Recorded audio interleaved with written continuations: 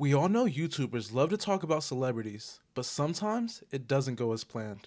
From heated Instagram DMs to full-blown public callouts, these rappers were not having it. And today, we're talking about the times YouTubers got pressed by some of the biggest names in hip-hop. First, we're going to dive into the Trap Lord Ross situation that happened just a few weeks ago. If you didn't know, Trap Lord Ross is a UK YouTuber known for creating in-depth document-style videos that explore the history and drama surrounding hip-hop's culture. His content dives deep into the personal lives and criminal activities of some of our favorite rappers. And one of my favorite things about him is the fact that all of his claims are backed up by extensive research. His videos are well regarded for his detailed storytelling, as well as his unique ability to break down complex situations in the world of rap. However, his approach has led to backlash from fans and even the rappers that he covers.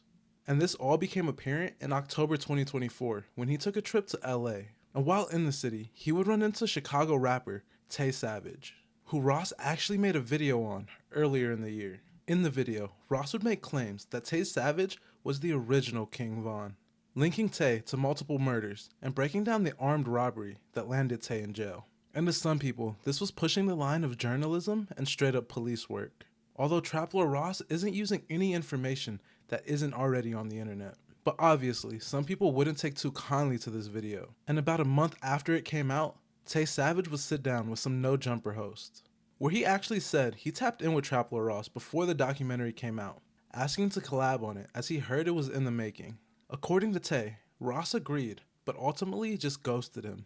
Now I'm not sure if this is completely true, as Tay Savage would say in an interview, Trap Lord Ross was in contact with his A&R. Either way, 8 months would pass by with no real revelations in the story. That's until October 2024, when Trap Lord Ross went to California, presumably to work and collab with other content creators. And while Ross was out bowling with No Jumper employee Remo, Tay Savage would pull up. And when he got there, he found Ross in the arcade section of the bowling alley, where he decided to have a few words with him. Bro, like, I'm a fan, bro, at the end of the day. I'm a fan, innit? Like, I'm coming from a respectful place. Fuck all that fan shit. You doing shit to get us locked up, bro. This our life you playing with. Bro, like, all this stuff. Now what if I fucked you up?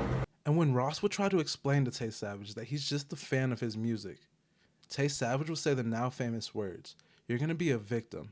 You're not promoting FOS like this out, bro. Don't say nothing about it. Bro, Keep us out your shit. If you're not promoting, don't talk about no fucking birds or none of that goofy shit. I'm a fan. But you're gonna be victim, what I'm telling you, bro. Don't Before seemingly reaching in to Trap Lord Ross's pockets. Now, No Jumper employee Remo was the first person to post this, leading fans to believe that he set up the back door for Trap Lord Ross. Luckily, the two men were able to remedy the situation less than 48 hours after it happened. And funny enough, in the video showing that everything was cool, Ross would actually acknowledge the rumor that he was set up by No Jumper's employees. I was able to squash the beef, man. Look. Bully, man. I was going to take a picture, man. I was frozen. I ain't started. Hey, listen, man. They said No Jumper backdoored me, man. And although things were now resolved, there was another artist who had his own problem with Trap Lord Ross. Less than a week after the Tay Savage incident, Chicago rapper Vert would call out Trap Lord Ross, saying that he needs to pay him and his friends for using them in his documentaries. Hey, Trap Ross, whatever the fuck your name is, boy, look, I don't give no fuck about none of that other shit, dude. Folk, you making all this bread off us, folk. Your ass, oh, boy. My fuck gonna have to come catch you. You owe the game, boy. You owe us, boy. Putting our name and everything for you. Oh, I'm looking at this shit, folk. You gotta reach out to me, boy, before we fuck you up, boy. Ain't nobody playing, boy. We gonna fuck you up. We need that. I ain't doing no playing with you, dude. Get at me right now, boy. Your ass gotta pay something for you. Wanna put all our names and all this hot ass, goofy ass shit. Like, this ain't our life, boy. Like, boy, you do know what you'll do to you, boy? We need them ends. You ain't got long to respond to this shit. We need them ends. Even Tay Savage will comment on this post, tagging Trap Lord Ross, saying that not everybody is going to be as nice as him. Ross would then make a comment of his own, saying that he's calling the Chicago Police Department, to which Vert would say that he just wants his money. That's when Trap Lord Ross replied with straight facts, saying that you can't kill people and expect to get paid when the news covers it. And what happens next is probably one of the funniest parts of this story. Apparently, Vert hit up Trap Lord Ross in the DMs, demanding $500, to which Ross replied saying that he can't do that, as he doesn't want the money going to funding the war or Rel Vert's drug habits. Which, if you know anything about Rel Vert and the Bloodhounds, you know that they love their perks. Instead, Ross said he was going to use the money to do something more positive for the city of Chicago, deciding to donate the $500 to the Reduce Gun Violence in Chicago organization. Adding the note, "We need to stop violence and spread positivity," saying that the money is for programs and not perks. He even recognized Rel Vert in his donation. Now, if I'm being honest, this was a boss move by Trapler Ross, especially since it's a known fact that YouTubers like him and I eat off the stories that come from the hoods we write about. So I think it's really dope that he's giving back to the communities that give to us. Next, we're diving into one of the crazier beefs in hip-hop history, Rick Ross versus DJ Vlad. But before we dig into it, let's quickly break down who Rick Ross and DJ Vlad are. Rick Ross, born William Leonard Robert II, is a rapper, entrepreneur, and label boss, known for hits like Ashton Martin Music and Lemon Pepper Freestyle with Drake. Rick Ross's brand is built around being a boss, someone who lived through and prospered in the streets. DJ Vlad, on the other hand, is the man behind Vlad TV, one of the most prominent hip-hop focused YouTube channels on the platform. Vlad made a name for himself with his in-depth interviews with rappers, street legends, and other figures in the culture. And the beef between Rick Ross and DJ Vlad started in 2008. At the time, Rick Ross was at a high with his music career. However, things took a turn when DJ Vlad uncovered the truth about Rick Ross, sparking a major feud. DJ Vlad discovered that Rick Ross had once worked as a correctional officer in Florida, a fact that many in the hip-hop community found shocking, especially because Ross's image was built on being a drug kingpin. So this new revelation kinda contradicted everything he built his musical persona on. Rick Ross would even get asked about it in an interview where he would adamantly deny the claims. Trick Daddy recently accused you of working as a prison guard at one point, Rick. Is there any truth to that? No, that's not true. But that's disappointing to hear that he said that. He said that? That's what the question said, yeah. That's crazy. It's not true, man. But, you know, dog a sucker, and he mad that, you know, I done came out of nowhere and just, you know, took over the streets like that, you know what I mean? So, you know, I'm a sea dog when I see dog, but dog don't want no problems, man. Sadly for him, it was all too late, as this picture had made its rounds and went viral in the hip-hop community. At this point, Rick Ross couldn't lie his way out of this one. And here's where things get physical.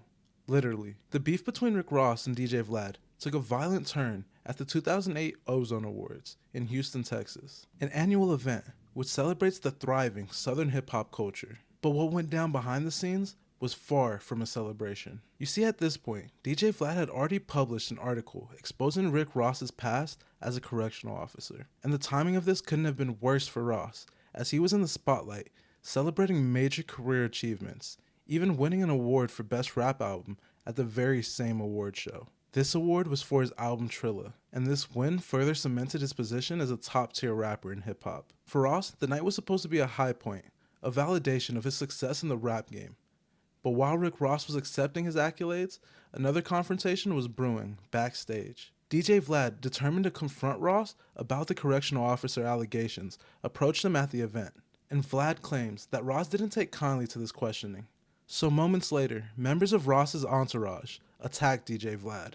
This was a brutal assault that left Vlad with various injuries, including a broken eye socket, nerve damage, and a concussion. And sadly, this attack would cast a dark shadow over a night that was supposed to be a celebration for Rick Ross. Shortly after the incident, Vlad would file a lawsuit against the rapper, claiming that Ross ordered the assault in retaliation to exposing his past. Vlad sought $4 million in damages, citing not only physical injuries, but also emotional distress from the attack. And this lawsuit became a major talking point in hip-hop media.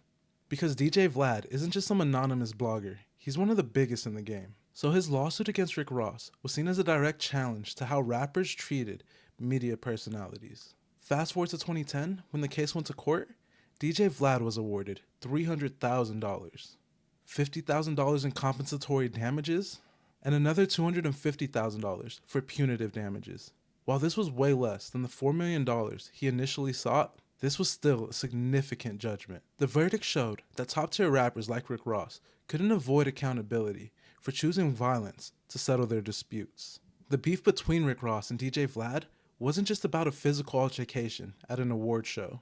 it reflects a much larger issue in hip-hop. The tension between authenticity, credibility, and the media's role in exposing the truth. Because in hip-hop, authenticity is everything. And the revelation that Rick Ross was once a correctional officer was a direct threat to the image that he carefully crafted. For Ross, winning that night should have been a triumph. Instead, it was overshadowed by the assault on Vlad and the media frenzy that followed. Next, we're going to get into one of the most viral times. A rapper pressed a YouTuber.